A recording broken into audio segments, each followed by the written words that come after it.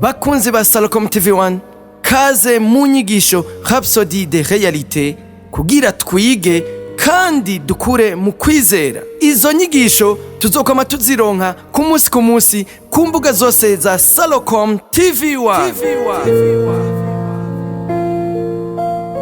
Ndabahaye mwaramutse bakunzi b'ikiganiro Rhapsodie de realites.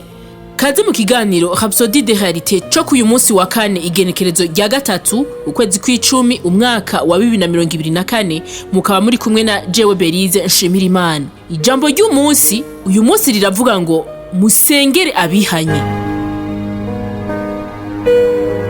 Reka twisunga ijambo ry'Imana mu gitabo c'Abanyatesalonika ba kabiri ikigabane ca mbere kuva ku murongo wa 11 gushika ku murongo wa 12.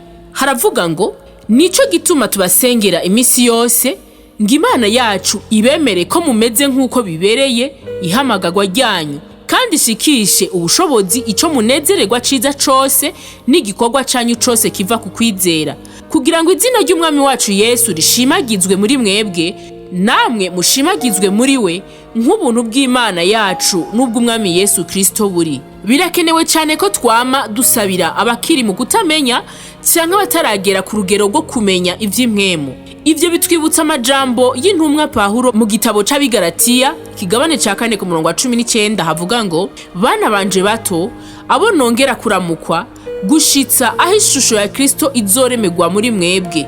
Yasenze adahengesanya kugira ngo bashinge imizi muri Kristo abe ari nawe ubuzima bwabo buhagararako. Iryo niryo shaka ry'Imana Data.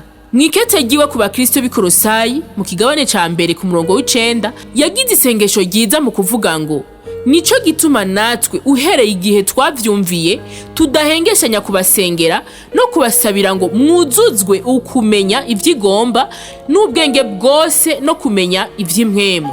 Igihe musengera abandi ba Kristo muba musenze ishaka ry'Imana. Muri ico gihe birashoboka ko hoba hari ibintu mu buzima bw'abo bantu bibera inzitizi ibikorwa vy'Imana vyobaye kuri bo canke zigatuma ishaka ry'Imana kuri bo ritaranguka. Aho twovuga nko kutamenya nkuko tubibona muri Hoseya kigabane ca 4 ku murongo wa 6 haravuga ngo abantu banje baranduwe no kutagira ubwenge. Wewe ko wataye ubwenge nuko nanje nzoguta. Ntuzoba ukiba umuherezi wanje ko wibagiye ivyagezwe vyanje Imana yawe nanje nzokwibagira abana bawe. Mu yandi majambo bakwegewe no kutubahiriza kwabo. Kubihanye bagarutse ku Mana batari bake canke kuba ariko barakura mu kwizera bishoboka ko bataratahura neza ivyo vyagezwe. Kumbure ntibaranamenya neza akamaro ko kuja gusenga canke akamaro ko gusoma Bibiliya buri munsi. Muri ico gihe isengesho ryanyu rigira ikimazi. Mu kubasengera bituma Imana ihaguruka igakora ikugurura imitima yabo ikugurura ivyiyumviro vyabo ikabitumbereza ku kuri kwayo no kunyifato yayo. Mu gihe musenze muri ubwo buryo Kristo ashinga imizi mu mitima yabo bagahinduka abagendera mu ishaka ry'Imana. Mu gihe rero musengera abandi mukwiye kuba abihangana mukabandanya musenga kugira bagendera mu nzira nziza y'Imana bakayinezereza mu maso y'abantu bose bakama ivyamwa mu bikorwa vyose vyiza bagakurana ubwenge bw'Imana. Turabibona mu b'Ikolosayi ba mbere ku murongo wa 10 haravuga ngo kugira ngo mugendere nk'uko bibereye ab'umwami wacu mumunezereza muri vyose mwami imbuto mu bikorwa vyiza vyose mugwizwa no kumenya Imana. Uhereye ubu fata akanya ko gusengera abigaruye bashasha mw'ishengero iwanyu no mw'isi yose kugira ngo babe mu kwizera barangure ishaka ry'Imana Data kandi kugira ngo bikangurire ibikorwa vy'ihamagagwa hama baheshe icubahiro Imana. Musenge kugira ngo bakure mw'ijambo bashinga imizi bongere bubakire mu rukundo rwa Kristo kandi kugira ngo uhoraho aryohora igikorwa ciwe mu buzima bwabo kubw'icubahiro c'Imana. Amen. Turashitse mu mwanya w'isengesho turasenga uku gukurikira. Data, ndasengeye abakiri bashasha mu kwizera n'abariko barava mu kutamenya kugira ngo buzuzwe ubwenge bw'ishaka ryawe mu nyifato no mu bumenyi mu bijanye n'imwemu.